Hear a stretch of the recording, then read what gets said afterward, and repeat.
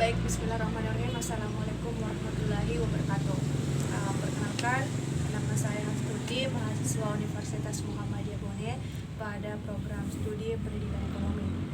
Untuk kali ini, saya akan memaparkan materi terkait dengan kepemimpinan pada mata kuliah kepemimpinan di semester 4.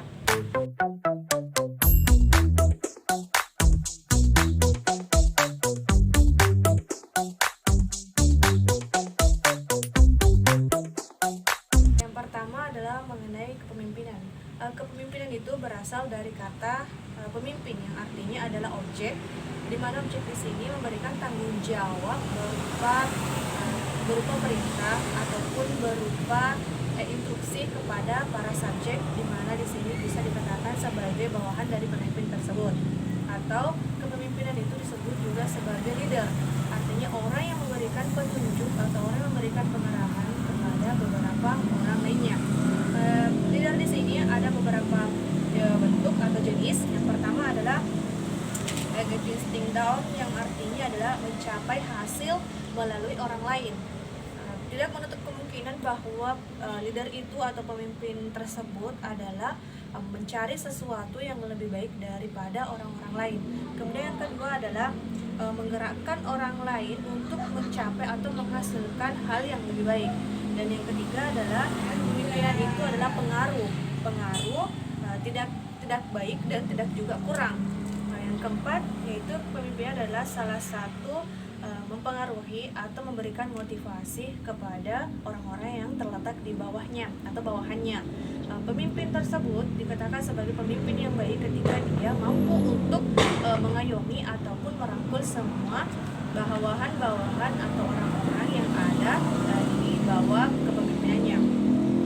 Kemudian pemimpin juga memiliki 4 perilaku spesifik. Yang pertama adalah credible, artinya mempunyai sifat konsisten dan komitmen yang tinggi yang diucapkannya sama dengan apa yang diperbuat. Ketika pemimpin atau leader tersebut telah melakukan atau menginstruksikan bahwa hari ini adalah sebuah pembentukan gagasan baru, maka hari itu pula harus dibentuk dan dilaksanakan sesuai dengan instruksi. Tidak ada tumpang tindih atau kerancuan antara informasi dengan sistem pelaksanaan. Kemudian yang kedua adalah kreatif opportunities, artinya menciptakan peluang bagi orang lain untuk meningkatkan pengetahuan dan keterampilan. Pemimpin tidak hanya membuat dirinya menjadi orang nomor satu, melainkan dia juga merangkul orang-orang atau orang di sekitarnya untuk menjadi lebih baik dan lebih baik pula dari dirinya. Artinya pemimpin tidak maju secara pribadi, tapi memajukan sebuah organisasi yang dipimpin. Kemudian yang ketiga adalah training, artinya menunjukkan kepedulian kepada orang lain, sehingga membuat bawahannya itu merasa diakui menjadi orang dari bagian organisasi.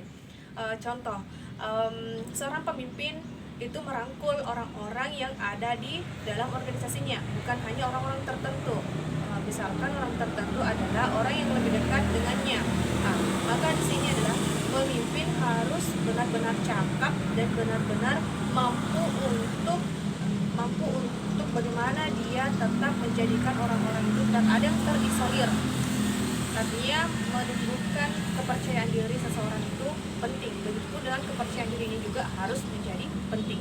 Itu nomor satu. Yang kemudian adalah yang terakhir adalah communication, artinya mempunyai keterampilan dalam berkomunikasi lebih baik. Menyampaikan sebuah instruksi atau informasi kepada bawahannya itu tidak lain dengan menggunakan bahasa ataupun tutur kata yang lebih sopan dan menarik, atau lebih lugas, lebih tegas, dan lebih dalam hal ini dapat dipercaya.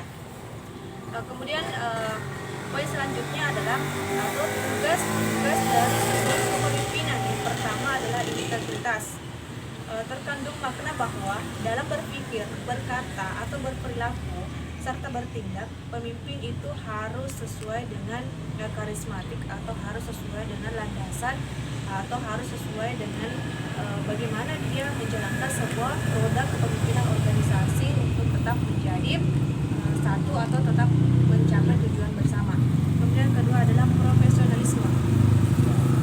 Kenapa dikatakan sebagai profesionalisme? Karena harus profesionalisme artinya bahwa ketika dia telah mengungkapkan atau menyampaikan bahwa gagasan sebuah pembentukan organisasi adalah ini, maka dia harus menjalankan itu sesuai dengan profesionalismenya atau sesuai dengan kaidah dari sebuah kepemimpinan.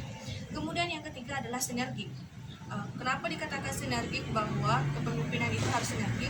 Karena dia adalah roda ataupun dia adalah orang nomor satu dalam menjalankan sebuah nahkoda atau memimpin sebuah organisasi atau pemerintahan. Kemudian yang ketiga adalah pelayanan. Kenapa pemimpin itu harus memiliki sikap yang lebih halnya adalah pelayanan? Karena dia tidak hanya untuk memajukan dirinya sendiri, tapi juga untuk memajukan sebuah organisasi yang dia bentuk atau di mana dia berposisi sebagai orang nomor satu. Kemudian kesempurnaan. Sebenarnya kesempurnaan itu tidak hanya dituntut oleh sebuah atau kepada pemimpin, tapi semua orang dalam sebuah organisasi itu harus memiliki sikap ataupun pelayanan secara sempurna.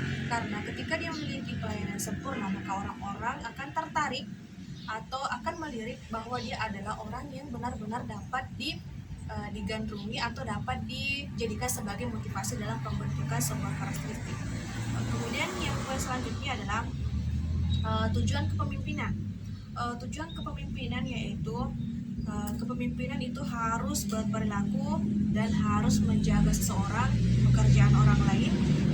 Kemudian pemimpin itu harus menjadi seseorang yang dapat mendorong, atau pemimpin itu harus menjadi sebuah manajer waktu, manajerial pemerintahan.